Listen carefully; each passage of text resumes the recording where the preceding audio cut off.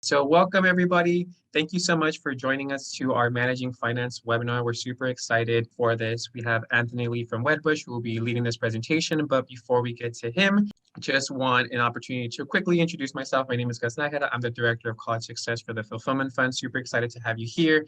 I'm going to quickly let my team introduce themselves as well. So we'll start with Moto. Hi, everyone. My name is Mauro Perez. I'm a college success advisor here. And yeah, just super excited to be here with you all. Thank you for joining us. And then Olivia. Hi, everybody. My name is Olivia De La O, and I'm also a college success advisor here at Fulfillment Fund. Thank you for joining us. I'm excited for you all to be here. And last but not least, I am super excited to introduce our newest college success advisor, Kim. Go ahead and give yourself your first introduction as a Fulfillment Fund advisor. Hello, everyone. My name is Kim Wen. I'm the new college success advisor. I'm super excited to be working with y'all in the future, and welcome and thank you all for coming today. Awesome. Thanks, Kim. So super excited. This is our full college success team. So you'll be seeing a lot more of us in the future. So thank you so much for that. But without further ado, we are going to get started. We are going to kick off with what you're all really here for, which is our special guest presenter, Mr. Anthony Lee. He works at Wedbush. He comes with a lot of great experience for you. He has a lot of experience working with students such as yourself. We actually had conversation where his son is actually a current college student. So he has personal experience as well. So I'm sure this hits very close to home with him. So without further ado, Mr. Anthony Lee. Good afternoon, everyone. Thanks for joining this presentation on financial planning. I'm excited because this is something I do for a living, but something I really have a passion about. A little bit about myself. I've been in the financial services industry for about 25 years. I've seen a lot over these years, but it's really important now because of just where we are in society and finances and the cost of everything going up that, everyone started looking at financial planning or budgeting. So I'm going to talk about a couple of concepts today to kind of keep it pretty basic. I like to have it somewhat interactive. Feel free to use the chat as we go through this. Any questions you may have, I'll ask or answer them at that time or when there's appropriate time. So that's it. One of the things I want to get back into my background and path to where I am today. I had the opportunity to go to school, go to college. Went to Colorado State University and earned a degree in business administration. Played basketball there, had a scholarship there, and that's kind of helped take care of my kind of finances. After that, had different jobs, different opportunities. But what I realized with one of my jobs before I really got into the financial services industry is I wanted to kind of position myself where no one can really dictate how much money I make or how much I'm worth. And that's what led me to financial services because there's really not a cap as far as income, which also for everyone else is finding ways that you can make your money work for you. And that's the biggest thing, especially starting off earlier. There's nothing that can replace time. So the earlier you start with some of these concepts, the better off you'll be. No matter what information you get, and you hear the term knowledge is power, but that's part of the truth. It's applying that knowledge is what gives you the power. And a lot of times when I talk to high school and college students, we talk about going to school, but it's also a thing of changing the way that we think. And if we start changing the way that we think and we start looking at things differently, now we can start making different decisions. So I wanted to just open up this conversation of just, again, if you take nothing from what I'm going to talk to you about the next, half hour or so, thinking about the way that we think about life, the way we think about school, what the end is. And the one thing he talked about is the why. Why are we doing what we're doing? And as you start setting goals, you'll be amazed at how things start kind of falling into place. So today, of all the goals you may set for yourselves, whether it's graduate from high school, graduate from college, whatever that is, we're going to take a few minutes to talk about financial planning, the budgeting. So before we get started, I guess I had a couple questions for you. Let's see here. Can you launch the poll? If you can answer these quick questions, do you know the process of creating a financial plan? And have you ever set up a budget? You can take a few minutes to just answer this for me.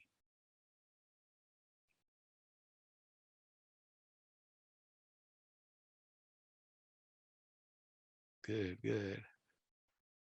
Okay. perfect. So we have some have set up a budget, which is great, and we've had quite a few that have not gone through or created a financial plan. So that's great. So that gives me an idea where we started. So perfect.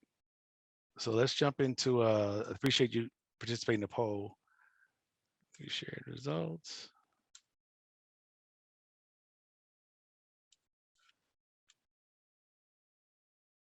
Do I have control here? Oh, there we go. So part of financial planning and the big step is actually creating a budget, which it sounds like some of you have done that. And really the budgeting process and the financial plan, the only difference is budgeting is something for kind of short term for the most part. We're looking at day to day, and financial planning is looking not just at, you know, today's goals, but you're not just your short term, you're also your long term goals as well. Whether that's saving money for college, saving money to buy a house, saving money for a car, whatever that is, that's where, you know, budgeting is kind of the first step, but the overall financial planning is the next thing. So for those of you who haven't really created a budget, here's, you know, the 6 steps, you know, as far as really looking at where you are. And that's the biggest reason why I find that a lot of times people don't start creating a financial plan or budget. They really don't want to look at where they are today because they may not be necessarily happy. But if again, you're going to change the way, you know, you want to live and achieve some of those goals, we have to start looking at things a little bit different. So the first step is creating a plan, looking where you are. The next is kind of setting goals. You know, if it's for that, setting goals for saving for, let's say, your first car, you know, what's the timeline? How long would it take you to save that money? You know, what is the amount that you're looking to save?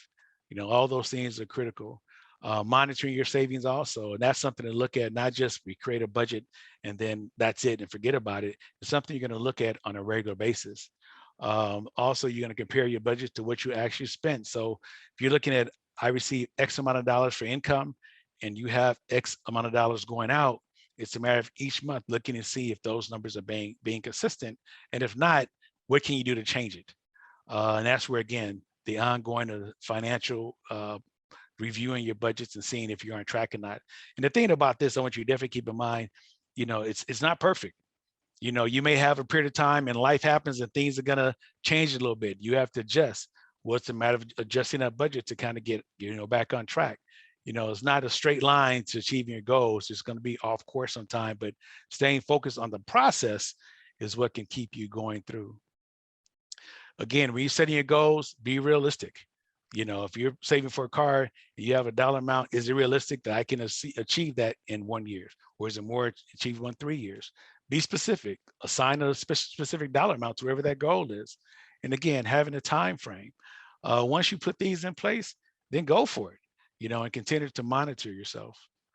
Once you have a budget and now we start talking about long-term goals, now let's take a look at the type of investment options that you have to select from. We'll go through the very first one, and most of you may have a savings account or savings or checking account, a money market account. And this is the first place where you want to set money that you need over the next several months, kind of short term. That's an account you want to set up so that you have access to it.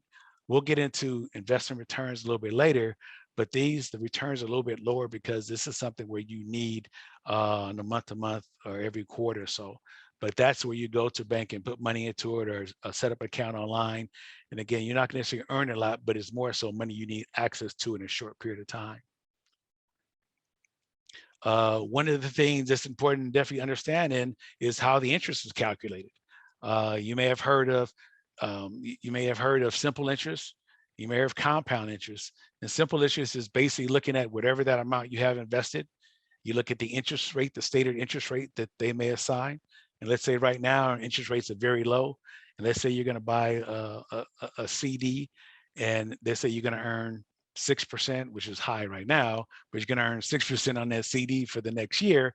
At the end of the year, if you invested $100, at the end of that year, you receive $600. So you get back $106. And then that would be the case that each year you'd earn 6% on that money. If it's compound interest, the difference is now you're not just earning the 6% on your initial $100, you're earning the 6% on the earnings of what the value is at the end of every year. So now instead of after the first year, you earn $106, The second year, now your 6% that you earn is based off of $106, not just $100. So that's where you talk about compound interest, how it grows at a faster pace, because the money that you're earning, you're building and earning more money and interest on that.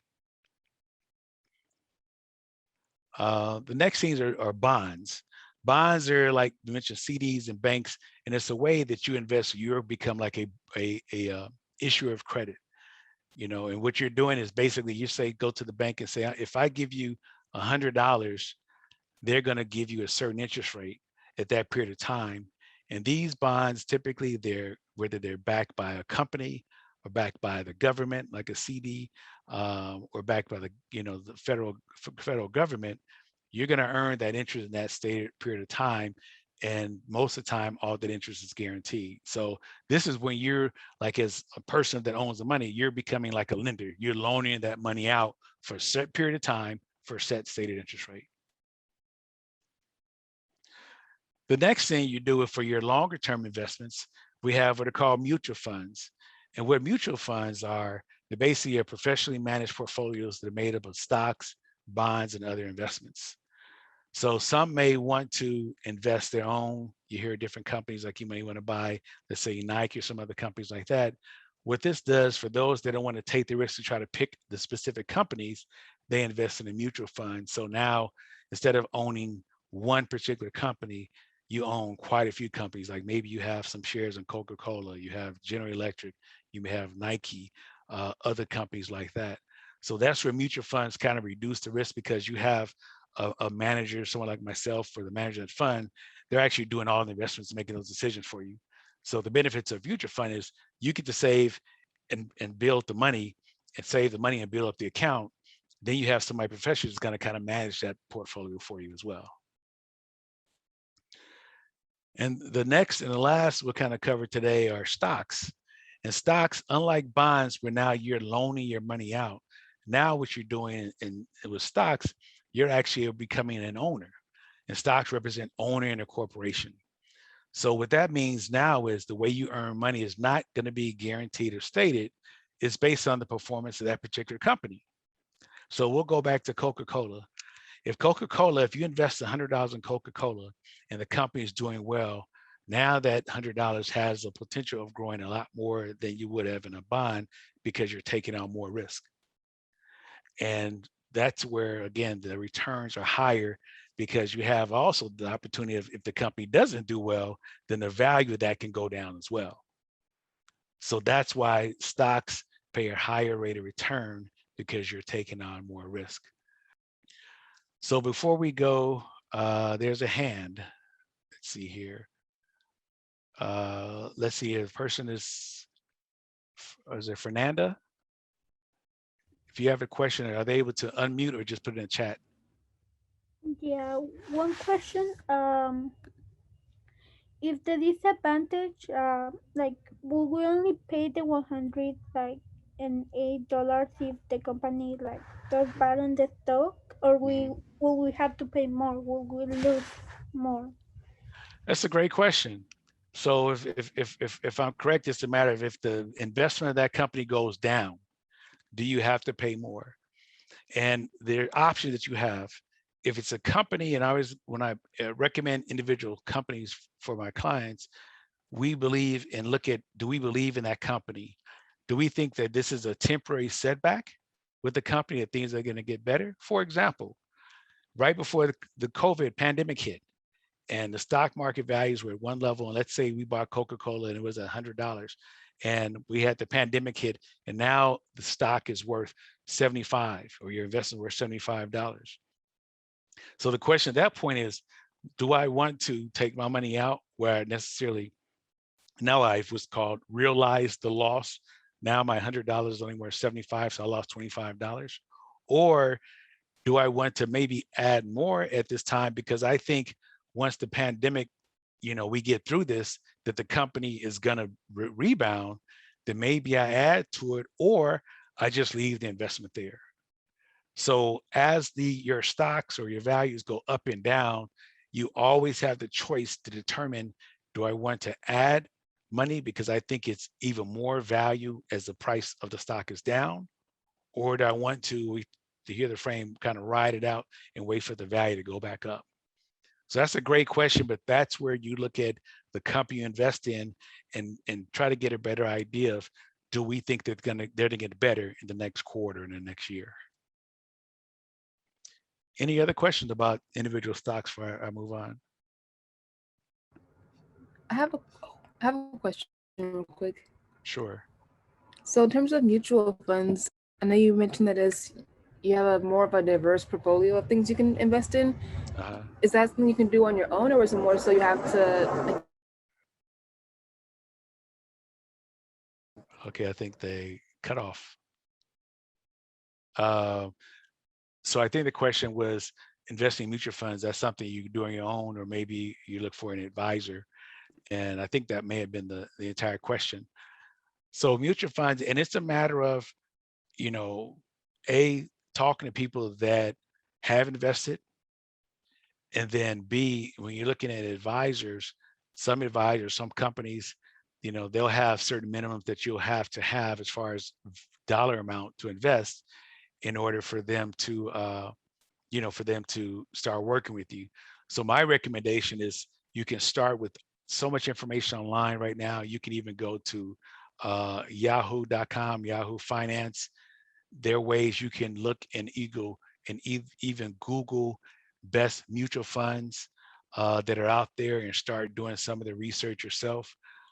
One of the things that we're offering in this partnership you have with our company Wedbush is, someone like myself and through the company, we would also be willing to kind of help you get started and answer any questions that you have. So even in the video we talked about, you saw earlier, as far as opportunities and environments that are here to support you, this is one of the things as a partnership with your company and with Wedbush, that we're here to kind of help you move along. So if you have those type of questions, feel free. Gus, everyone has my information.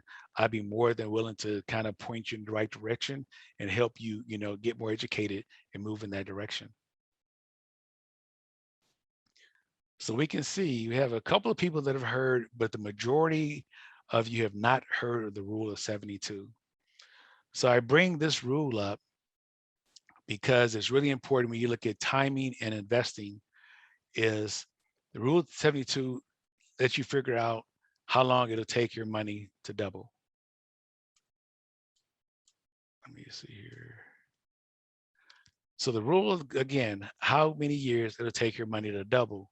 So you take the number 72 divided by the interest rate or rate of return of your investment. And at what interest rate will our money double in how many years? So let's say, for example, the rule of 72, and if we look at individual stocks, the stock market has averaged 10% per year over the last, let's call it 50 years. So if we take 10 or divide 10 into 72, that means if I have my money invested in the stock market, it's going to take about 7.2 years for me to double my money. So this is really important because as you're setting your goals, your timeline, and you look at, how much time you have to invest, one of the reasons people invest in mutual funds and stocks, because if you have a longer time frame to ride the ups and downs of the market, we know over time, that's one of the best investments you can have because of the returns it's had over the last 50 plus years. So that's an option. So the same thing would happen. Let's say that you're only earning 8%, 8% a year. So now that means 8 into 72 is 9. So now if I'm only earning 8, it's going to take me 9 years opposed to 7 years for that money to double. So this is a great rule to use. And that's why we talk about sometimes people invest out of necessity and because it's essential, because as interest rates are really low right now, I don't know how many of you have had a checking or savings account, but if you look at your interest rate right now, it's going to be very, very low. So let's say that, for example, if you're earning 1% on your money in the savings account right now, that's going to take, if you're looking to double, it will take 72 years for that money to double. And I don't know about you, but I don't have 72 years to wait for my money to double. So I need to look for a vehicle that's going to speed that up a little bit. So that's how, when you're looking at setting goals and planning, that's why this rule is really, really important. This pyramid kind of gives you an idea of, we look at risk and rewards. If you look at the bottom of the base of this pyramid, these are investments that are very safe, meaning that you know your money is going to be there when you need it. But again, the interest that you earn is going to be very low. So if you think of, let's say, the base of that, where you look at treasury securities, US insured CDs at a bank, let's say that blanket there is going to get you returns of, let's call it 1% or so. As you move up and you go into balanced mutual funds, high grade convertible bonds, or high preferred stocks, now you start moving, we'll say, towards maybe earning 5%. You get to the top of it, or close to it, you have speculative common stocks or bonds. That's where you have the opportunities of earning 10 to 12%. So the nice thing, the thing about this pyramid, what it reflects is the base of your portfolio needs to be pretty safe. Then as you start taking on more risk, you take a smaller portion of the allocation of the money you have, putting those investments, because those you need to allow more time, because they're more volatile, meaning the values of those investments are going to fluctuate a whole lot more. If you invest in a CD or you put money in a savings account, you look at it today, you look at it next week, that value will be the same. But if you invest in a stock today and you look at it a week from now, chances are it's not going to be the same price. Hopefully it's going to be higher, but again, you're taking a little bit more risk. So it's important, as you're taking these investments, these tools, and the longer time you have to invest in a goal, you can take on more risk. So that's why I like reflecting on this.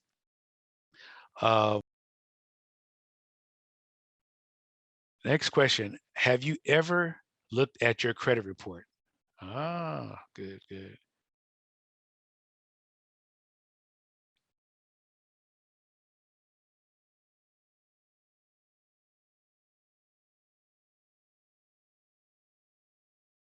All right, well, most of you, we almost half and half. Quite a few have not, but we do have a few that have, and that's great. Again, I appreciate you all participating in these polls, because it really helps me kind of shape, the next, how we're going to have our conversation on the next information. So for those of you who don't know, your credit report basically are three bureaus: Equifax, Experian, and Transamerica.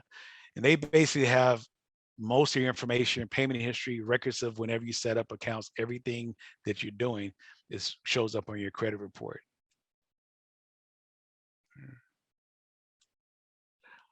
What is your credit score?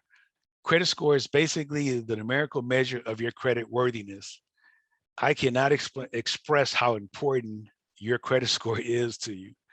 The way I learned about credit, no one talked to me about credit. So when I went to school, as I mentioned, was at Colorado State, when I got on campus there, all these different companies there, you get your sign up for this and get a free, get your credit card, get a credit card with the company.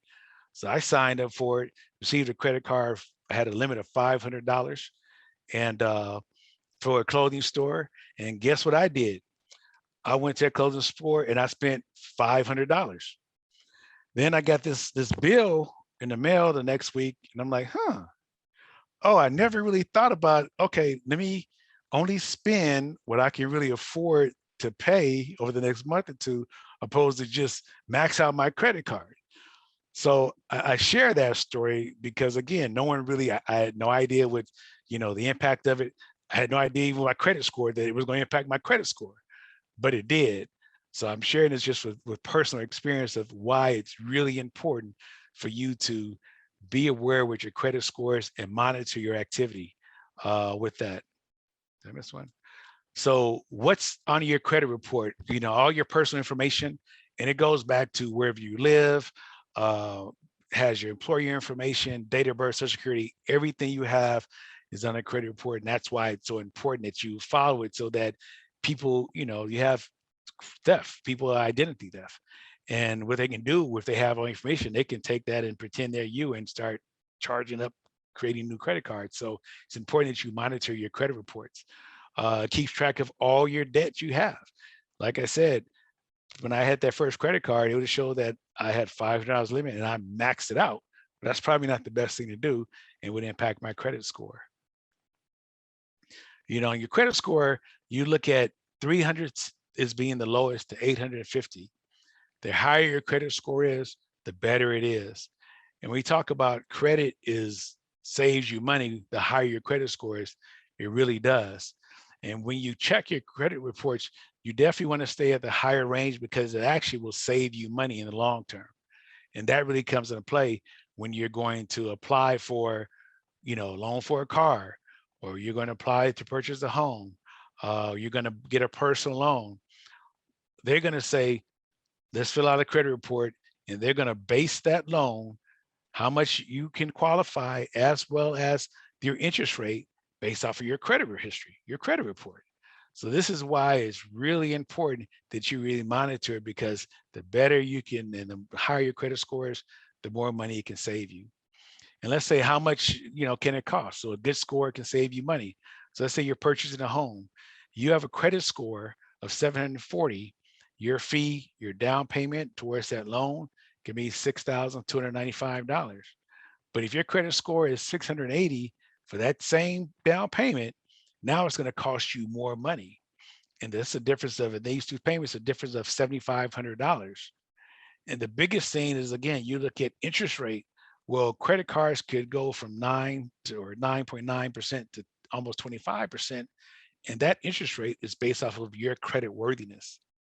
So it's really, really important that you monitor, you do the best you can with your credit, because it's going to save you money in the long term, because of A, you can have access to even more money, and B, you can have access at a lower interest rate. So understanding your credit report is really, really important. Your FICO score, which we talk about your credit report, and FICO score is that number I talked about earlier from 300 to 850. What impacts it? Well, payment history. As I mentioned, if you're paying on time, that impacts more than a third of your score. Amount you owe. So if you're doing like I did and you get credit and you max it out, guess what? That's going to have a negative impact on what someone else is going to loan you, because you have so much other money that's out there, other debts you already currently have. So those are, you know, you look at those two things, that's 65, that's the majority of your credit score. So that's why when you have credit, it's important you pay on time, and A, when you have it, you don't max out your credit as well. Next, we're going to the length of credit history. So it's good to, even if you can qualify for a credit card now, it's good to do that. But again, use it just to start establishing your credit, not to max it out. New credit has an impact, 10%. And also the type of credit you use, whether it's a credit card or whether it's like a personal loan. So all these things go into the equation of what your FICO score is. Ways you can improve your credit score. Again, always pay on time, paying down existing debt. So instead of going out and accumulating debt, pay down most of the debt you currently have. Diversify your credit, as I mentioned, whether it's a credit card or a personal loan. Keep your old accounts. Even if you pay those down, it's still good to show that you have access to it. So your percent to debt to ratio is always good. And a trick I learned by listening to one of the infomercials I heard, and it was talking about calling your credit card companies and asking them, are you receiving the lowest interest rate that you can receive, and transferring the balance. I heard about it, tried it. I'm like, wow, it worked. And you can transfer your balance to, like, you get another credit card application in the mail and say, you're pre-qualified for transferring this.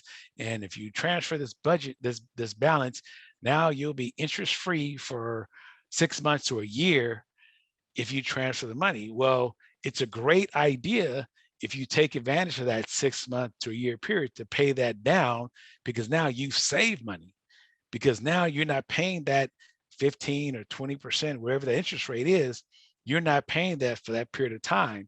So if you can make as big of a dent in paying down their balances, it's just going to save you money and put you in a better situation. So impacting the FICO score is not something that's going to happen overnight. However, if you, again, set goals and have a process, you can figure out ways you can start to boost that credit score up so that before you're going to make a major purchase, you want your FICO score, 725, 750 or higher, because this, again, it's going to save you money over the long haul. So, I know I've covered a lot today, but again, if I leave you nothing, just understanding the financial planning process is basically looking at where you are today, how much money you have saved, establishing your goals, your short-term goals, long-term goals, and then creating budgets to allocate money towards those goals. And that's why financial planning, it seems like a very complex process, but it really isn't. And I think many of you have started the process by creating a budget, because that's the very first thing you need to do. So I commend you all for at least doing that. Now take it to the next step as you create your budget, making sure you're setting those goals. Then as you set those goals, now those type of investments start to come into play. Now you can talk to someone, or you have access to someone like myself, and start saying, well, I'm here.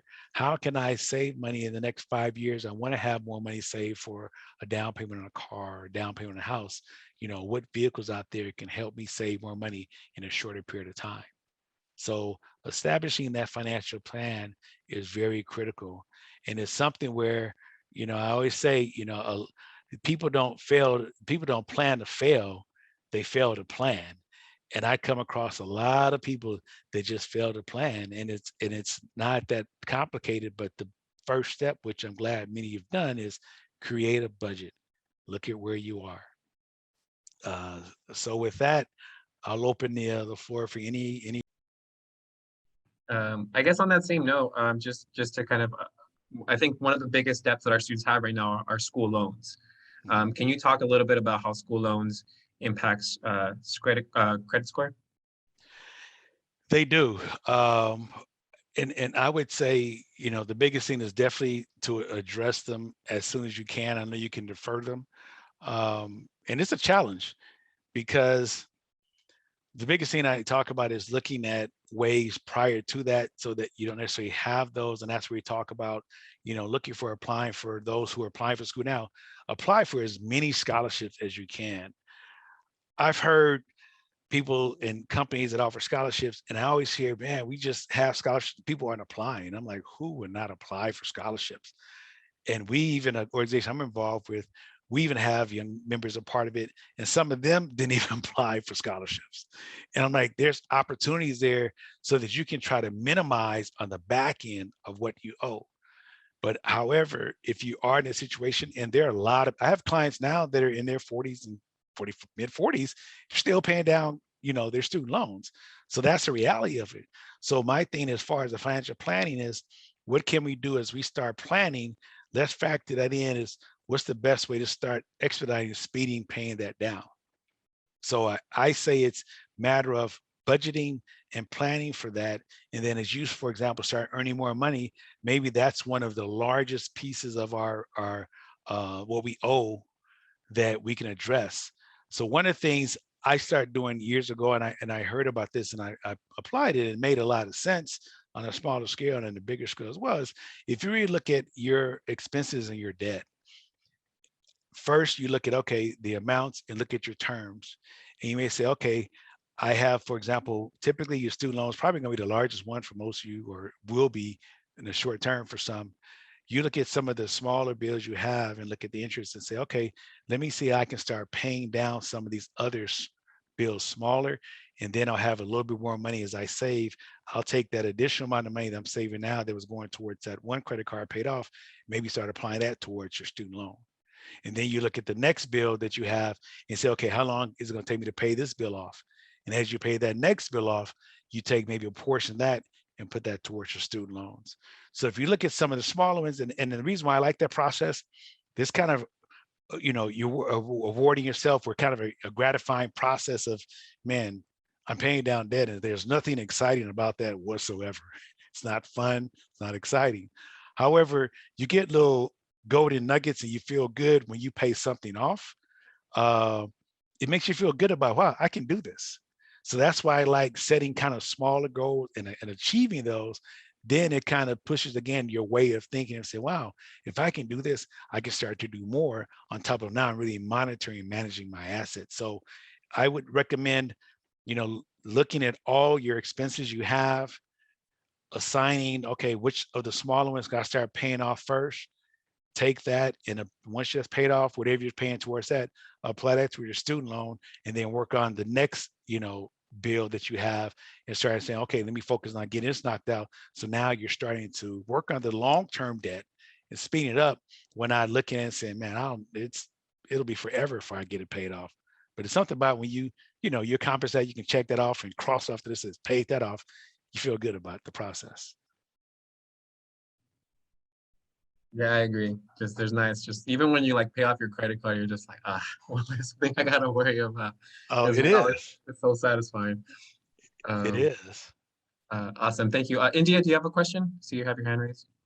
Yes, I have a question about budgets. In terms of setting up a budget, what are your tips to actually sticking to that budget? And then when you were saying to look back and see if it actually does compare to what you're spending, then going to readjust that budget. Like, are there any tips or websites or tools that you use usually to make your budgets? So I would say this, and I mention it, and hear me when I say this, nobody's perfect, including myself. I get off budget sometimes because something else happens unexpected. But the reason why I say continue to monitor it, because while you monitor it, it kind of forces you to stay focused. And what I do, for example, if I have like a savings account I'm trying to save every month and something happens, I need to pull money out now. Let's say I want to keep $1,000 say in an account. And let's say something happens, I'm putting $100 a month in an account, and all of a sudden something unexpected happens, and now I have to take some money out of it. Well, what I do is every month I look at where I've short, and now let's say I'm short $200. I keep that on my monthly budget so that I can start to rebuild and place that money, and I can catch up. So maybe I can make that difference up in the next 3 months. So that's something that's manageable. And that was the thing of the steps of what's realistic. Where things are going to happen. And what keeps people on track is, even if it does, by consistently monitoring where you are, it keeps it on the front of your mind. And again, it kind of changes the way you think. And now if we can say, well, I'm short X amount of dollars, how can I get back and get back on track? Well, maybe in the next 3 months, I can do this and it'll help me get back on track. So the biggest thing is consistently monitor what you're doing and look at those numbers and keep it realistic, and just continue to hold yourself accountable. And if you're looking at that budget every month, you're going to hold yourself accountable, but understanding that things are going to happen, and it happens to me. And I just, certain months I'm like, oh man, I'm rolling, everything's going well, and something happened. I'm like, man, I can't put that money aside this month, but I added to what my goal is. So I'm saying, okay, it's going to take me 2 or 3 months to make this up. So every month I'm looking at it, and I'm chopping away at it a little at a time, and then I get back on track. So that's a great question. But again, no one's perfect. There's not a guaranteed process. I wish I could tell you it's gonna be easy, but it's not. So hopefully that kind of answers your question. I see there's a question here in the chat. Can I increase my credit line? It's a great question, and absolutely. What you can do is you can always talk. I mentioned earlier, you can call your credit card company and ask them, "Is this the lowest interest rate that I qualify for?" And see what they say. And sometimes I had somebody say, "Oh yeah, we can drop it down from 12% to 9%." Okay, great. It's 3%.